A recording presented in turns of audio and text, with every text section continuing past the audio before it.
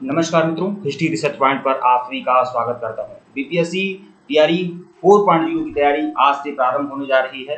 BPSC TRE 4.0 की तैयारी आज से प्रारंभ होने जा रही है।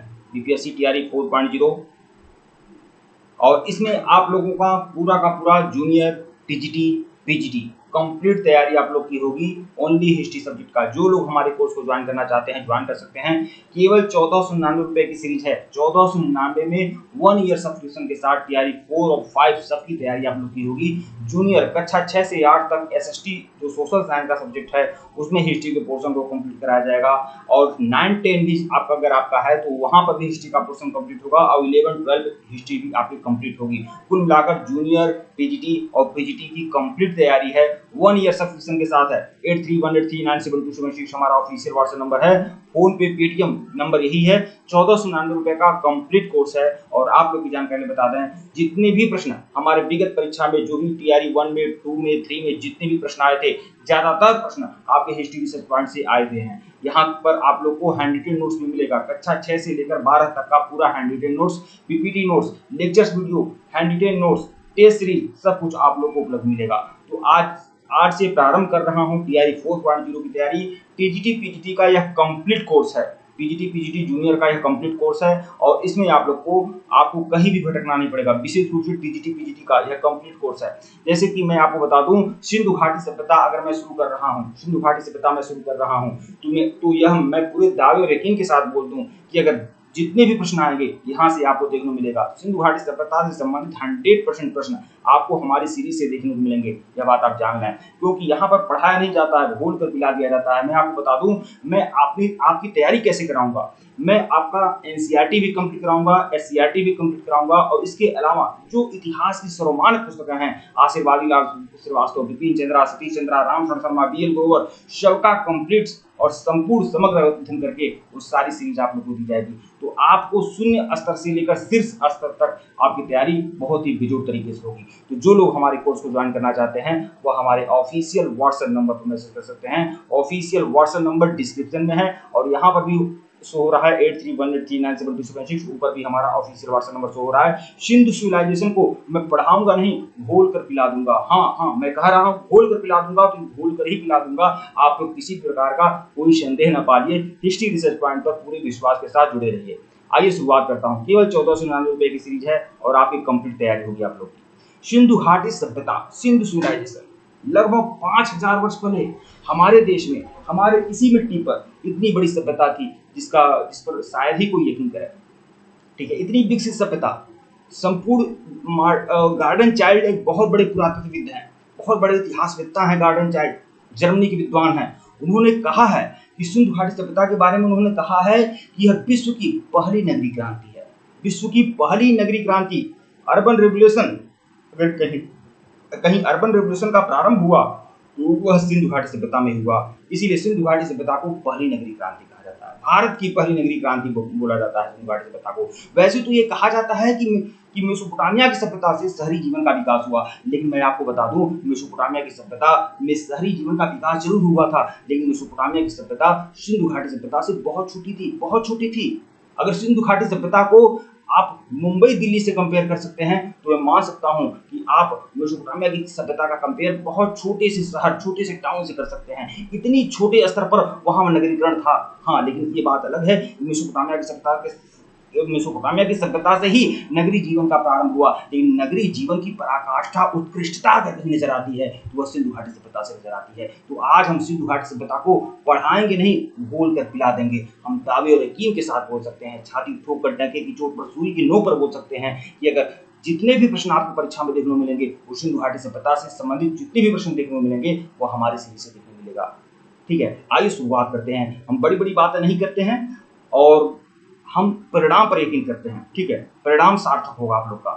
परीक्षा हाल में बेहतरीन प्रदर्शन आप करेंगे। इस बात के लिए मैं आपको आश्वस्त करना चाहूंगा। आइए शुरुआत करते हैं। सिंधु घाटी सभ्यता को समझने से पहले हम उसकी लिपि देखेंगे। भैया उसकी लिपि क्या थी। हम किसी भी भाषा का अध्ययन करते हैं, किसी भी विषय को किसी भी भाषा का अध्ययन करते हैं और किसी भी भाषा का अध्ययन करते हैं, किसी भी लिखावट का अध्ययन करते हैं, तो सबसे पहले तो हम ये देखते हैं कि उसकी लिपि क्या है। लिपि क्या है। तो सिंधु घाटी सभ्यता की जो लिपि है वह भाव चित्रात्मक है। भाव चित्रात्मक है, कहीं चित्र में इंगित किया गया है, कहीं अक्षरों के माध्यम से इंगित किया गया है। तो सिंधु घाटी सभ्यता की जो लिपि है वो भाव चित्रात्मक है। बहुत सारे चित्रों के माध्यम से, बहुत सारे अक्षरों के माध्यम से सिंधु घाटी सभ्यता में लिखा जाता था, पढ़ा जाता था।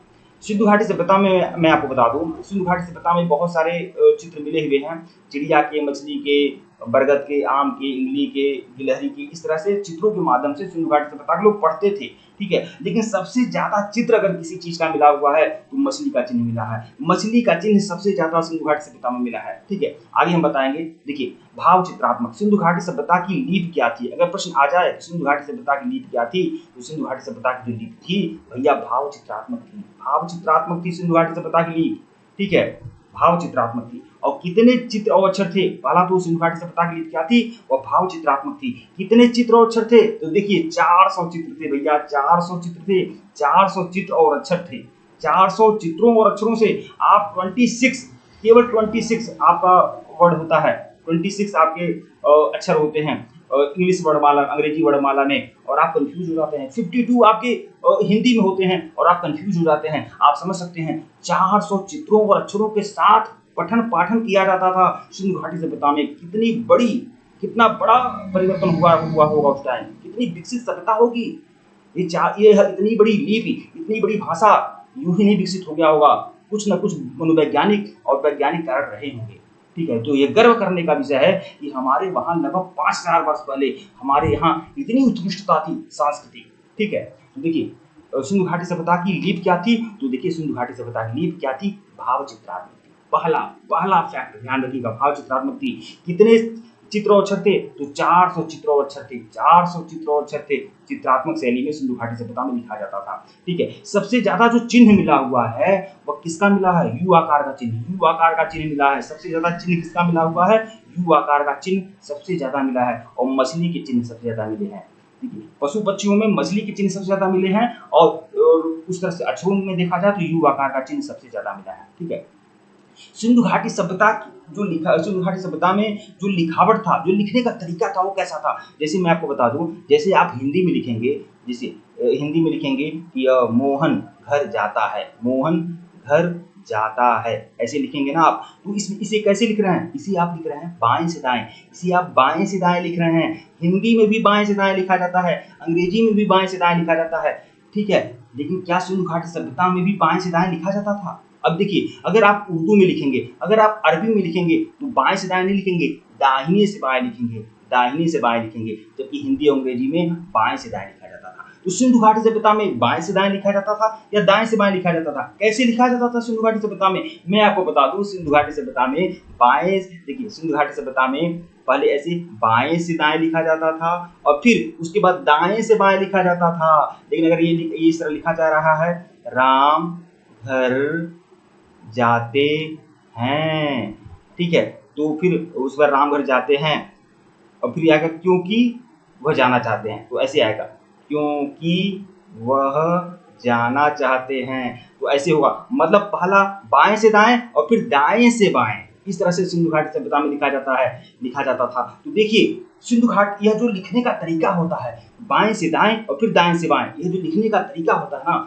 इसको हम ब्रूस्टो-फ्रेंडम शैली बोलते हैं। इस शैली को क्या बोला जाता है? ब्रूस्टो-फ्रेंडम शैली। मतलब जिस लिपि में बाएं से दाएं और फिर दाएं से बाएं लिखा जाता हो, संसार में बहुत सारी ऐसी लिपि हैं जहां बाएं से दाएं और दाएं से बाएं लिखा जाता हो, दोनों तरह से लिखा जाता हो, तो उस शैली को हम ब्रूस्टो-फ्रेंडम शैली कहते हैं। तो अब देखिए मित्र, यहाँ से लिपि से संबंधित मैं आपको दावे यकीन के साथ बोल दूं, अगर लिपि से संबंधित जितने भी प्रश्न आएंगे यहाँ से आएंगे, ठीक है। ध्यान रखिएगा, पहला फैक्ट ध्यान रखिएगा, सिंधु घाटी सभ्यता की जो लिपि है वो भाव चित्रात्मक है। कितने चित्र और अक्षर हैं? तो 400 चित्र और अक्षर हैं। यू आकार का चिन्ह सबसे ज्यादा बार मिला है, और मछली आकार का चिन्ह सबसे ज्यादा बार मिला है। सिंधु घाटी सभ्यता में जो लिखा जाता था, लिखने का जो तरीका था, बाएं से दाएं और दाएं से बाएं था, जिसे हम ब्रूस्टो-फ्रेंडम शैली बोलते हैं, ठीक है। यह जो पीडीएफ तैयार किया हूं उसमें थोड़ी बहुत गड़बड़ी हो गई है, इसलिए थोड़ा सा इधर उधर हो गया है, आप लोग थोड़ा देखिएगा। देखिए सिंधु घाटी सभ्यता, सिंधु सिविलाइजेशन, इतनी बड़ी सिविलाइजेशन जब विकसित हुई थी ना, मैं आपको बता दूं, सिंधु घाटी सभ्यता यूं ही नहीं विकसित हुआ था। हम सिंधु घाटी सभ्यता, जो उस समय के पुरातत्वविद थे, उस समय के जो भारतीय पुरातत्व विभाग के अध्यक्ष थे 1921 में, वो थे सर जॉन मार्शल। और सर जॉन मार्शल के निर्देशन में दयाराम साहनी, राय बहादुर दयाराम साहनी ने इतना बड़ा कार्य किया था हड़प्पा सभ्यता का खोज करके, उनको अंग्रेजी सरकार ने राय बहादुर का उपाधि दिया था। ठीक है, तो राय बहादुर दयाराम साहनी ने जिस समय सिंधु घाटी सभ्यता का खोज किया था, तो वहां पर यह जानकारी मिली कि सिंधु घाटी सभ्यता जो है ना, लगभग 2350 से लेकर 1750 ईसा पूर्व तक पुरानी है, बीसी पुरानी है। ठीक है, तो ऐसा नहीं है कि 2350 से लेकर 1750 वर्ष, मतलब इसी बीच में सिंधु घाटी सभ्यता रही, ऐसी बात नहीं है। यह जो तिथि है ना, 2350 से लेकर 1750 का जो पीरियड है, ये सिंधु घाटी सभ्यता का उत्थान का काल था। ठीक है, उत्थान का काल था, मतलब इधर 600-700 वर्षों तक सिंधु घाटी सभ्यता बहुत ही उत्थान की अवस्था में थी, मतलब बहुत ही परिपक्व अवस्था में थी। लेकिन सिंधु घाटी सभ्यता का जो प्रारंभिक अवस्था है या उत्तर अवस्था है, वो बहुत बड़ा है। ठीक है, तो सिंधु घाटी सभ्यता कई सारे विद्वान हैं जो मानते हैं, सर जॉन मार्शल खुद मानते हैं कि सिंधु घाटी सभ्यता जो है वो लगभग 5000 वर्ष पुरानी सभ्यता है। अर्नेस्ट मैकी कहते हैं कि सिंधु घाटी सभ्यता जो है 2700 बीसी पुरानी है, 2700 बीसी पुरानी है। इस तरह से देखिए, इस तरह से अलग अलग विद्वानों का अलग अलग मत है। हम लोग आगे देखेंगे कि किस विद्वान के अनुसार सिंधु घाटी सभ्यता का जो समय अवधि है वह क्या है। इधर हम देख लेते हैं कि सिंधु घाटी सभ्यता जिस समय पल्लवित और पुष्पित हुई थी, जिस समय अपने उत्थान पर थी, उस समय सिंधु घाटी सभ्यता के समकालीन बहुत सारी सभ्यताएं विश्व में थी। ठीक है, पहली तो मेसोपोटामिया की सभ्यता थी। यह मेसोपोटामिया की सभ्यता जो थी वह कहाँ विकसित हुई थी, तो दजला और फरात नदी की घाटी में मेसोपोटामिया की सभ्यता विकसित हुई थी। दजला और फरात नदी की घाटी में मेसोपोटामिया की सभ्यता विकसित हुई थी। फिर एक सिंधु घाटी सभ्यता के समकालीन थी मिस्र की सभ्यता।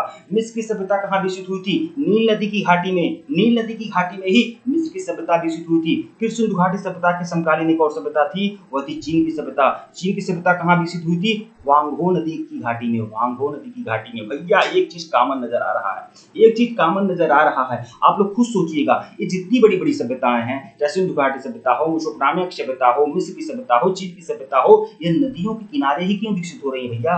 काहे विकसित हो रही है नदियों के किनारे? ये सोचना पड़ेगा। मैं आपको बता दूं, नदियों के किनारे कोई सभ्यता इसलिए विकसित हुई थी क्योंकि नदियों के किनारे सारे संसाधन मिल जाते थे। नदियों के किनारे आवागमन मिल जाता था, नदियों के किनारे जो भूमि होती थी उपजाऊ होती थी, नदियों के किनारे कई सारे नदियों के उत्पाद मिल जाते थे। ठीक है, बहुत सारी सुविधाएं होती थी। ठीक है, नदियों के किनारे की जो भूमि होती थी उपजाऊ होती थी और कृषि कार्य होता था। नदियों के किनारे आवागमन की सुविधा थी, इसीलिए जितनी भी सभ्यताएं विकसित हुई थी, जितनी भी सभ्यताएं उत्कृष्टता के शीर्ष स्तर पर पहुंची थी, वह नदियों के किनारे ही विकसित हुई थी। मैं आपको बता दूं, अगर आप थोड़ा सा दूर जाइए, दूर क्या जाएंगे, पासी आइए। ठीक है, पासी बताते हैं। जैसे उत्तर प्रदेश का ही आप लोग ले लीजिए। ठीक है, मैं उत्तर प्रदेश का निवासी हूं, इसलिए मैं उत्तर प्रदेश का एग्जांपल दूंगा आप लोग को। ठीक है, पहले उत्तर प्रदेश का ही देख लीजिए। उत्तर प्रदेश में जितने बड़े बड़े नगर हैं, चाहे प्रयागराज हो, चाहे आपका प्रयागराज हो या फिर वाराणसी हो, कानपुर हो। ठीक है, ये जितने भी बड़े बड़े नगर हैं, ये कहाँ हैं, किसी न किसी नदी किनारे हैं। अरे दिल्ली खुद यमुना नदी के किनारे है। ठीक है, वाराणसी गंगा नदी के किनारे है, कानपुर गंगा नदी के किनारे है। ठीक है, इलाहाबाद गंगा यमुना के संगम पर है, पटना जो है खुद गंगा और सोन नदी के संगम पर है, गंगा और सोन नदी के किनारे है पटना।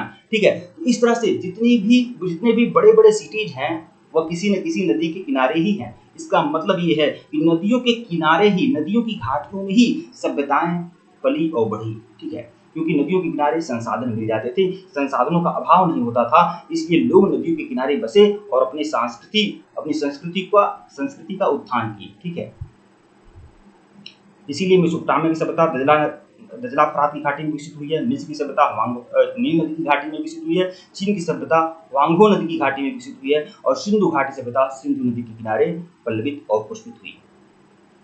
सिंधुवासियों की प्रजाति क्या दिया, यह प्रश्न आपका यह प्रश्न जो है बिहार स्टेट में भी पूछा हुआ था और मुझे लग रहा है TRE 1 में भी एक बार यह प्रश्न आया था। ठीक है, और लगातार यह प्रश्न कई परीक्षाओं में पूछा जाता है। ठीक है, यहाँ पर मिस प्रिंटिंग हुई है, थोड़ा ध्यान दीजिएगा आप लोग। सिंधुवासियों की प्रजाति क्या है, सिंधु घाटी सभ्यता के जो निवासी हैं उनकी प्रजाति क्या है, ये कौन सी प्रजाति के थे? तो अलग अलग विद्वानों का अलग अलग मत है। जैसे राखाल दास बनर्जी जो विद्वान है, जिन्होंने मोहनजोदड़ो का खुदाई किया हुआ था, मोहनजोदड़ो का उत्खनन कार्य करवाया था, मोहनजोदड़ो की खोज किया था राखाल दास बनर्जी, वो मानते हैं कि सिंधु घाटी सभ्यता के लोग जो थे वो द्रविड़ थे। द्रविड़ मानते हैं सिंधु घाटी सभ्यता के लोगों को। कौन? राखाल दास बनर्जी। ठीक है, द्रविड़ मानते हैं। देखिए सिंधु घाटी सभ्यता जो सर्वमान्य मत है, ठीक है, वह ये है कि सिंधु घाटी सभ्यता के लोग जो थे प्रोटो आर्टलैड थे, प्रोटो आर्टलैड या भूमध्य सागरी, प्रोटो आर्टलैड या भूमध्य सागरी थे, ये माना जाता है। सिंधु घाटी सभ्यता के लोग प्रोटो आर्टलैड या भूमध्य सागरी थे और सर्वमान्य मत यही है, ठीक है।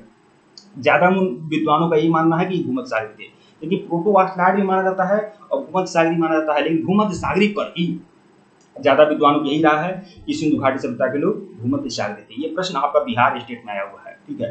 तो राखलदास बनर्जी जो विद्वान है उनका ये मानना है कि सिंधु घाटी सभ्यता के लोग क्या थे, द्रविड़ थे, द्रविड़ मानते हैं सिंधु घाटी सभ्यता के लोगों को, ठीक है।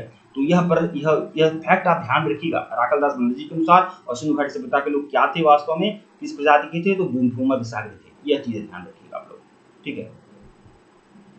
मैं जितना पढ़ा दे रहा हूँ, बता दे रहा हूँ, उससे बाहर कुछ ज्यादा आने वाला नहीं है, लेकिन हम जितना भी पढ़ाएंगे विस्तृत पढ़ाएंगे, यह बातें ध्यान रखिएगा आप लोग। और बिहार स्टेट की दृष्टि से भी और टीजीटी पीजीटी, विशेष रूप से मैं टीआरई 4.0 की बात कर रहा हूँ, टीआरई 4.0 में टीजीटी और पीजीटी में आपको भटकना नहीं पड़ेगा। और यह भी बात आप जान लें, अगर आप लोग थोड़ा मिसलीड हो रहे हैं तो यह भी बात बता दूं आप लोग को, ठीक है। अभी आप लोग नोटिफिकेशन देखेंगे तो आप लोगों को लगेगा केवल एनसीईआरटी ही नहीं, एनसीईआरटी तो मैं कंप्लीट कराऊंगा ही, एनसीईआरटी आपको कंप्लीट करना ही है, लेकिन एनसीईआरटी के अलावा आप लोग को यह सब चीजें भी देखनी है, ठीक है। मैं आपका संपूर्ण अध्ययन कराऊंगा। सिंधु घाटी सभ्यता में देखिए, सिंधु घाटी सभ्यता में अब तक यह प्रश्न आता है कि सबसे ज्यादा स्थल सिंधु घाटी सभ्यता में कहाँ खोजे गए हैं। सिंधु घाटी सभ्यता के सबसे ज्यादा स्थल किस राज्य में खोजे गए हैं, तो वह गुजरात में खोजे गए हैं। गुजरात में सबसे ज्यादा सिंधु घाटी सभ्यता के स्थल खोजे गए हैं। 1947 तक केवल 40 स्थलों की खोज हुई थी सिंधु घाटी सभ्यता में। मतलब 1921 में सबसे पहले हड़प्पा की खोज किया था दयाराम साहनी ने,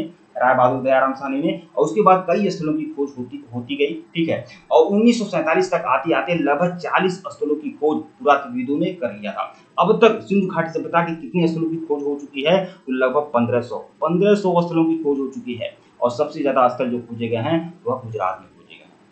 सिंधु घाटी सभ्यता का सबसे बड़ा स्थल कौन सा है? देखिए, हड़प्पा, मोहनजोदड़ो, राखीगढ़ी, कालीबंगा, रोपड़, कई सारे सिंधु घाटी सभ्यता के स्थल हैं। तो सबसे बड़ा स्थल सिंधु घाटी सभ्यता का क्या है? तो सिंधु घाटी सभ्यता का जो सबसे बड़ा स्थल है वह है राखीगढ़ी। राखीगढ़ी कहाँ है? राखीगढ़ी आपका हरियाणा में है, हरियाणा में आपका राखीगढ़ी है। राखीगढ़ी कहाँ है? हरियाणा में। यह सभ्यता का सबसे बड़ा पूरा स्थल है राखीगढ़ी। वैसे मैं आपको बता दूं, अब तक ये माना जाता था कि सिंधु घाटी सभ्यता का सबसे बड़ा स्थल मोहनजोदाड़ो है, लेकिन अभी राखीगढ़ी जो सिंधु घाटी सभ्यता का स्थल है उसका लगातार विस्तार हो रहा है। उसका जो क्षेत्रफल है वह लगातार बढ़ रहा है। मतलब राखीगढ़ी का अलग अलग जगहों से चिन्ह मिल रहा है। तो इसीलिए इस समय अगर प्रेजेंट टाइम में देखा जाए तो सिंधु घाटी सभ्यता का सबसे बड़ा स्थल राखीगढ़ी हो गया है। लेकिन कुछ दिनों पहले यह मोहनजोदड़ो सिंधु घाटी सभ्यता का सबसे बड़ा स्थल है।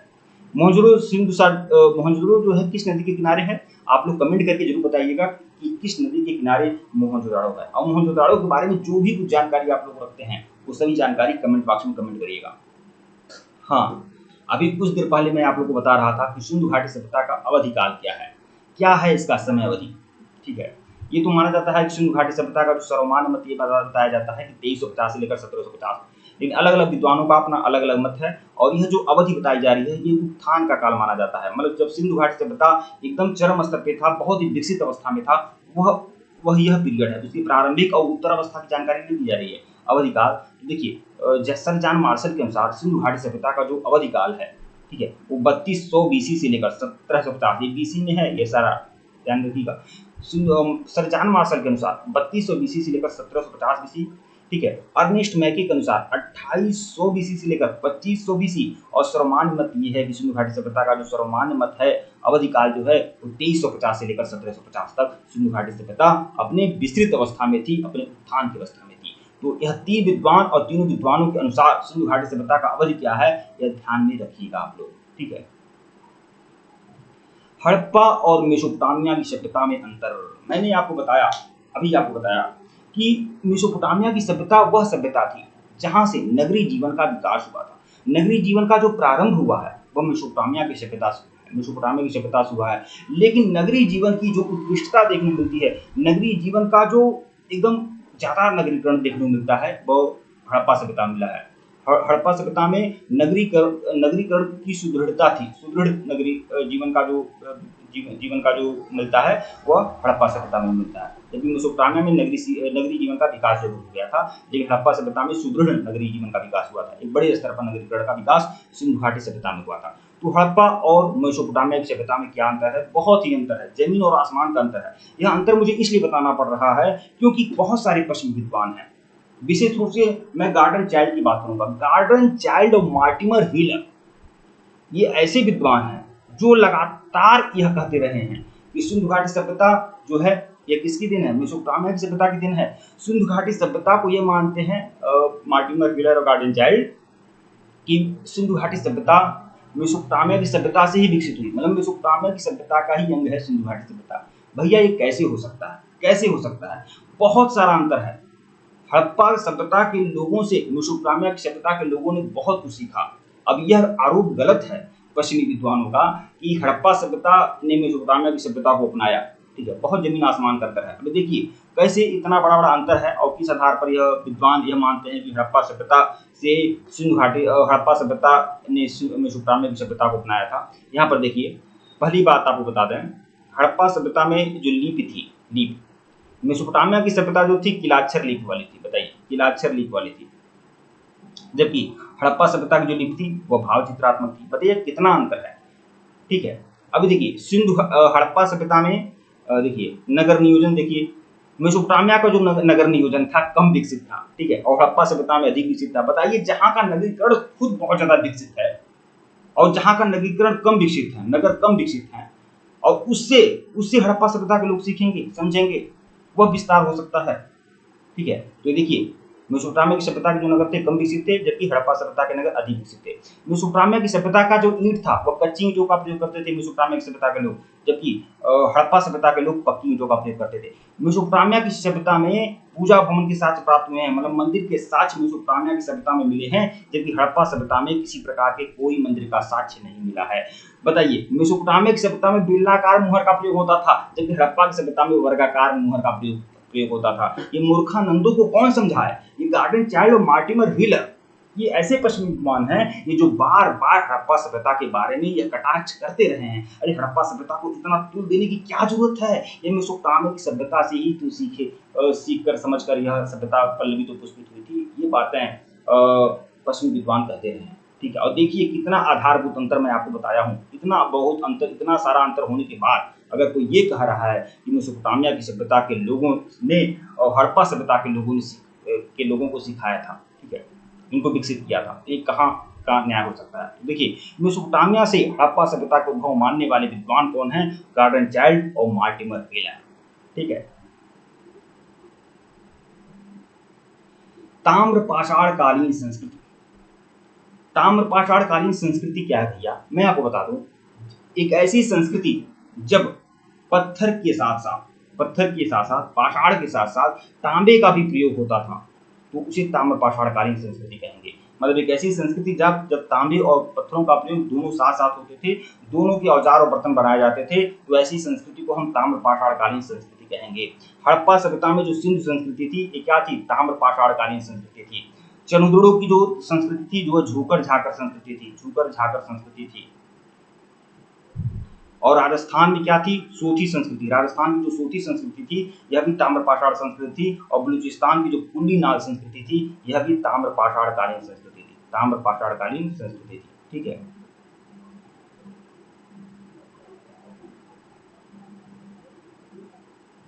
तो बलूचिस्तान की कुंडी नाल संस्कृति, राजस्थान की सोथी संस्कृति, चंद्रों की झूकर झाकर संस्कृति और हड़प्पा की सिंधु संस्कृति, ये सब क्या है? ताम्रपाषाणकालीन संस्कृति है। ठीक है, भौगोलिक विस्तार। सिंधु घाटी सभ्यता का भौगोलिक विस्तार क्या है? मतलब कितना बड़ा यह सिंधु घाटी सभ्यता था। ठीक है, अभी आपको बता दूं, पुरानी जो पुस्तक हैं अब उसमें लिखा हुआ है कि सिंधु घाटी सभ्यता का विस्तार कितना था, तो 13 लाख वर्ग किलोमीटर।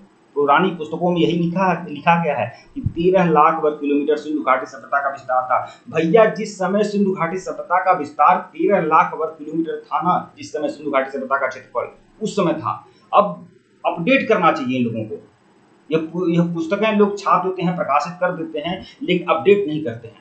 इस समय सिंधु घाटी सभ्यता का जो आकार है वो 20 लाख वर्ग किलोमीटर है, 13 लाख वर्ग किलोमीटर नहीं है, जबकि पुरानी पुस्तकों में और अभी भी यह लगातार प्रकाशित किया जाता है कि 13 लाख वर्ग किलोमीटर सिंधु घाटी सभ्यता का है। लोग पढ़ कर जाते हैं और वहां पर गलत कर देते हैं, गलत बोला कर देते हैं, उसके बाद नंबर कम आ जाते हैं। तो देखिए पहले देखिए कि सिंधु घाटी सभ्यता का आकार कैसा है। तो सिंधु घाटी सभ्यता का जो आकार है वो त्रिभुजाकार है, त्रिभुजाकार है, ठीक है।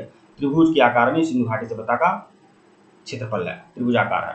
इसका क्षेत्रफल जो है वो कितना है, 20 लाख वर्ग किलोमीटर, 20 लाख वर्ग किलोमीटर सिंधु घाटी सभ्यता का क्षेत्रफल है। उत्तर में मांडा से लेकर दक्षिण में दायमाबाद तक यह विस्तृत है, और पश्चिम में सुत कांगेडोर से लेकर पूर्व में आलमगीरपुर मेरठ तक सिंधु घाटी सभ्यता का विस्तार है। तो देखिए एक चीज और बता दूं, यह जो सिंधु घाटी सभ्यता का विस्तार है, पूर्व से पश्चिम जो सिंधु घाटी सभ्यता की लंबाई है वो 1600 किलोमीटर, पूर्व से पश्चिम सिंधु घाटी सभ्यता की लंबाई 1600 किलोमीटर, और उत्तर से दक्षिण जो सिंधु घाटी सभ्यता की लंबाई है वो 1400 किलोमीटर। यह भी ध्यान रखिएगा, मतलब पूर्व से पश्चिम 1600 किलोमीटर और उत्तर से दक्षिण जो है वह 1400 किलोमीटर है सिंधु घाटी सभ्यता का क्षेत्रफल। यह ध्यान रखिएगा आप लोग। और यह त्रिभुजाकार है, ठीक है। उत्तर में मांडा और दक्षिण में दायमाबाद, ठीक है। अभी देखो मांडा कहाँ है, तो ये मांडा आपका जम्मू कश्मीर में है, मांडा आपका जम्मू कश्मीर में हो गया, ठीक है। और दायमाबाद कहाँ है, दायमाबाद आपका महाराष्ट्र में हो गया, ठीक है। और आपका पश्चिम में सुत कांगेडोर, ठीक है। ये कहाँ है सुत कांगेडोर, तो ये आपका बलूचिस्तान में है सुत कांगेडोर, ठीक है। और पश्चिमी सुत कांगेडोर से लेकर पूर्व में क्या है, पूर्व में आलमगीरपुर तक इस सभ्यता का विस्तार है। आलमगीरपुर कहाँ है, तो मेरठ में है। मेरठ कहाँ है, उत्तर प्रदेश में है। तो उत्तर में मांडा से लेकर दक्षिण में दायमाबाद तक, और पश्चिम में सुत कांगेडोर से लेकर पूर्व में आलमगीरपुर तक इस सभ्यता का विस्तार है। जो पश्चिम से लेकर पूर्व तक जो लंबाई है वो कितनी है, वह आपका 1600 किलोमीटर है, ठीक है। और उत्तर से लेकर दक्षिण तक जो लंबाई है वो 1400 किलोमीटर है, ठीक है। इतना बड़ा क्षेत्रफल पर सिंधु घाटी सभ्यता का विस्तार हुआ है, ध्यान रखिए आप लोग, ठीक है मित्रों। वीडियो को लाइक और चैनल को सब्सक्राइब करिएगा, टेलीग्राम को बिल्कुल ज्वाइन करिएगा, लिंक डिस्क्रिप्शन में दिया गया है। अगर इसके पहले का वीडियो नहीं देखे हैं तो प्लेलिस्ट में जाइएगा। अभी ये पहला सीरीज है, मेरी आदत बन गई है प्लेलिस्ट पर में बार बार भेजने की। अभी TRE 4.0 की यह पहली सीरीज है, और इसी तरह से आप लोग को सारी सीरीज मिलती रहेगी। यह TGT PGT का कंप्लीट सीरीज है, और मैं आपको बता दूं TGT PGT के लिए मैं NCERT भी कंप्लीट कराऊंगा, हालांकि मैं कंप्लीट करा चुका हूं। और जो लोग हमारे कोर्स को लेंगे उन सबको सारे PDF मिलेंगे, सारे नोट्स मिलेंगे, सारे टेस्ट सीरीज मिलेंगे। 2500 क्वेश्चन की मास्टर टेस्ट सीरीज मैं अलग से दूंगा, NCERT की सीरीज आपको अलग से दूंगा, और यह जितना भी जो भी कुछ पढ़ा रहा हूँ ना, इस सब का मैं टेस्ट सीरीज भी आप लोग को अलग से दूंगा। तो जो लोग हमारे कोर्स को ज्वाइन करना चाहते हैं वह ज्वाइन कर सकते हैं। हमारे ऑफिशियल व्हाट्सएप नंबर पर मैसेज कर सकते हैं, ऑफिशियल व्हाट्सएप नंबर डिस्क्रिप्शन में है, यहाँ पर भी शो हो रहा है, आप लोग मैसेज करके जानकारी प्राप्त कर सकते हैं। धन्यवाद आप लोग को।